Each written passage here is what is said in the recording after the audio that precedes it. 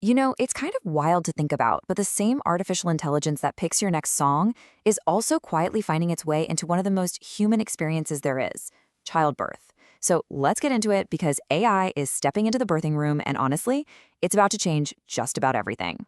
And that quote really hits the nail on the head. I mean, just picture it. A doctor, probably in the middle of a super long shift, sees an ambiguous reading on a fetal heart monitor. Is that a real sign of distress, or is it nothing? The decision to act or to wait, it all comes down to their interpretation in that very moment. And the health of two people is literally hanging in the balance. Now, for decades, that human judgment has been the absolute bedrock of care.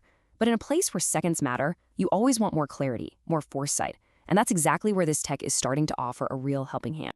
So here's the paradox we're dealing with. On one side, you've got this irreplaceable human expertise. But on the other, you have this thing called inter-observer variability. Just imagine two top-notch, highly experienced doctors looking at the very same fetal heart tracing.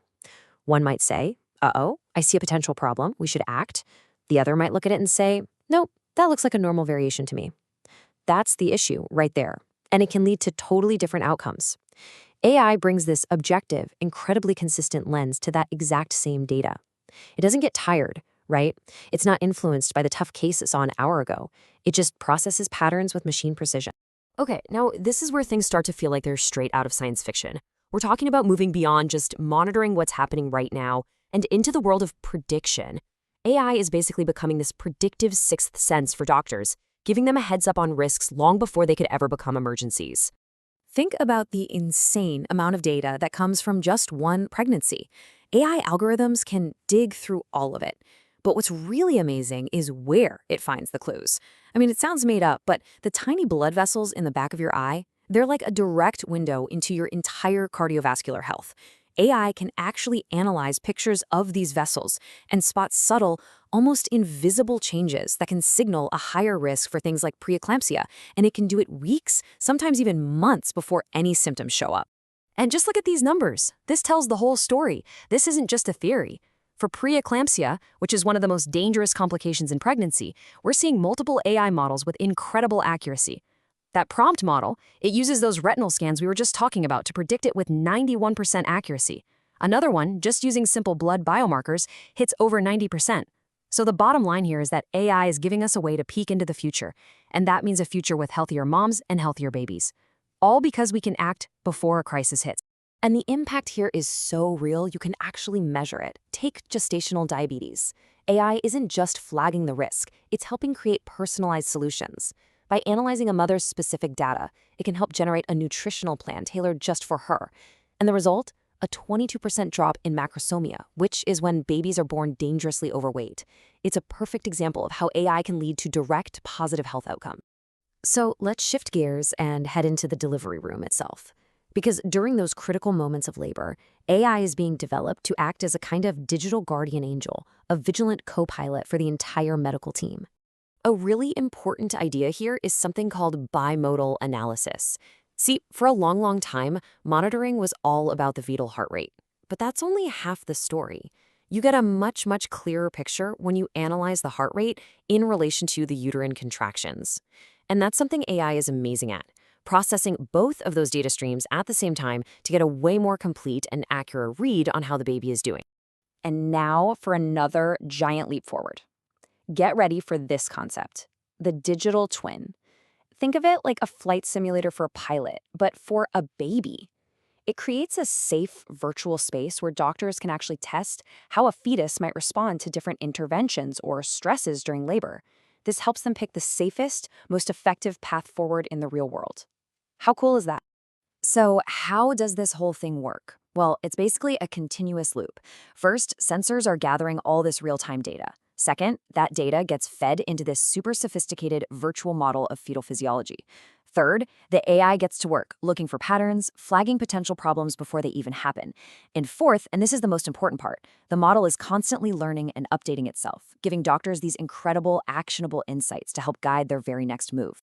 But of course, with any powerful new technology like this, there's some pretty big questions we have to ask, right? This isn't just about algorithms and data, it's about trust, it's about privacy, and it's about the deeply human experience of giving birth. And there is a major hurdle here. I mean, this chart shows a pretty significant trust gap. Only 16% of perinatal clinicians say they fully trust AI's medical decisions. And a huge part of that skepticism comes from very real concerns. They're wondering who's liable if an AI makes a mistake. They worry about losing that essential human touch or that feeling of getting a recommendation from a black box that they can't really question or understand. So that becomes the million-dollar question, doesn't it? How do we build that bridge? How do we turn this tool from something that's viewed with a lot of skepticism into an indispensable, reliable partner in patient care? Well, the answer really lies in tackling 3 core challenges head-on. First, you've got the data itself. For an AI model to work for everybody, it has to be trained on data that's broad and representative of everybody. If it's not, its accuracy can be all over the place for different groups of people. Then there's data privacy, which is absolutely non-negotiable. And get this, nearly a third of maternal health institutions don't even have proper data encryption in place yet. And finally, you have that black box problem we just talked about. Doctors have to understand the why behind any recommendation. And that's where something called explainable AI, or XAI, comes in. This is the key. XAI is all about opening up that black box. So instead of just spitting out an answer, it actually shows its work. For example, it might say it's predicting a preterm birth, and then show that, hey, a 45% weight in that prediction came from changes in cervical length. This kind of transparency lets a doctor use their own expertise to check the suggestion, which builds trust and makes sure that the final call always remains a human one. But the innovation doesn't just stop once the baby is born. That postpartum period, sometimes called the 4th trimester, is such a critical and often overlooked phase of maternal health, and AI is really set to make a huge difference there too. We're already seeing this happen with tools like the iBobby app. It does way more than just simple tracking. It basically acts as an AI-powered companion.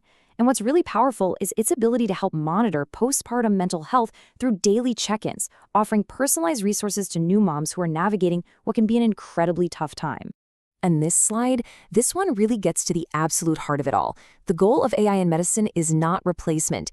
It is 100% empowerment. It's about giving our incredible doctors and nurses better tools, more precise, objective instruments to support their own clinical judgment, to help reduce burnout, and at the end of the day, to deliver better, safer outcomes for every single mother and baby. So we end on this final and I think most important question.